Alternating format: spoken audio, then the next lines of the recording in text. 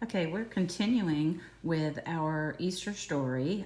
The last time we learned that Jesus arrived in Jerusalem, and so we're going to continue on with our story. Jesus knew that not everyone liked him. He knew the leaders were very angry with him. In fact, they were so angry and so jealous, they wanted to kill him. And Jesus knew that too.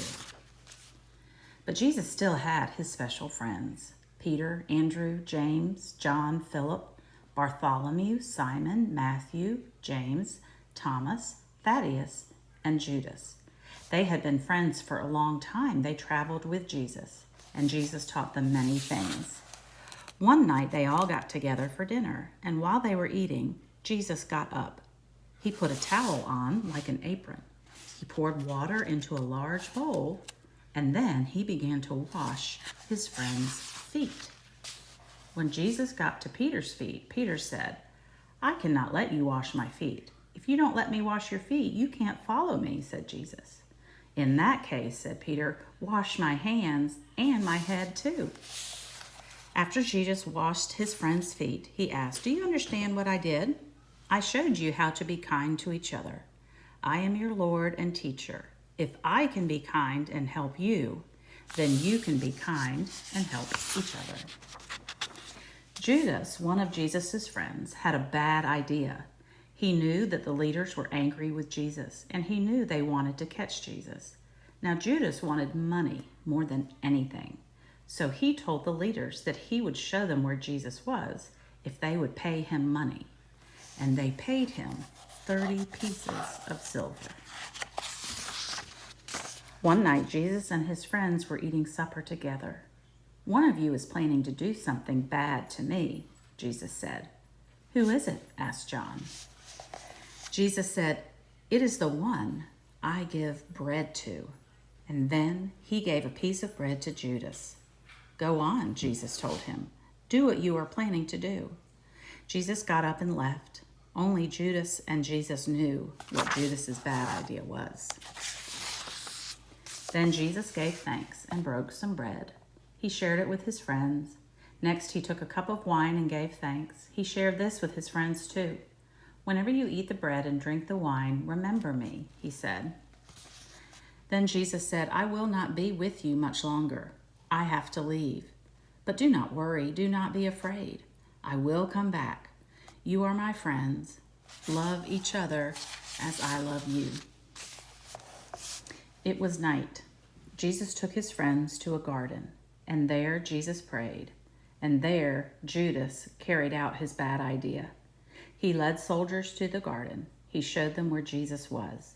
Jesus knew he would, and it was all right. Jesus went with them. You see, it was time for Jesus to die. God had planned it long ago. Jesus knew it would happen when he came to earth. He came to take the punishment for all the wrong things anybody had ever done or ever would do. And now it was time. The soldiers took him to the leaders. The leaders did not believe he was God's son. They said, "He must die because he calls himself the Son of God." So they killed him on a cross. It was a sad day for Jesus' friends.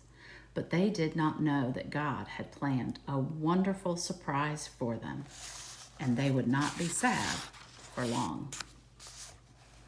After Jesus died, a rich man named Joseph took Jesus' body, and he put it in a special cave tomb.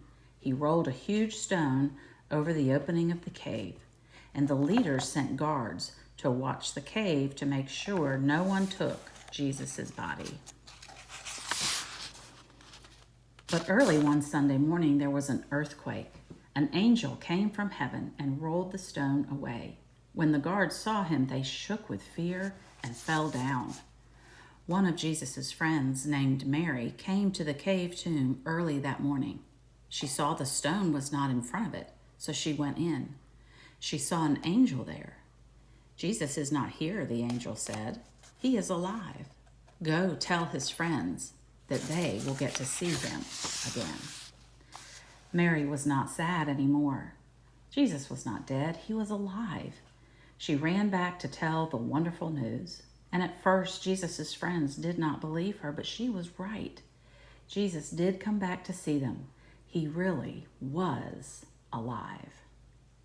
So that is what happens during our Easter time. We read this story and we remember that Jesus died for us and that he rose again. And so on Easter morning, that would be the day that Jesus rose from the dead. After this story, the Bible isn't finished. There are other stories that we are going to read when you get back from spring break.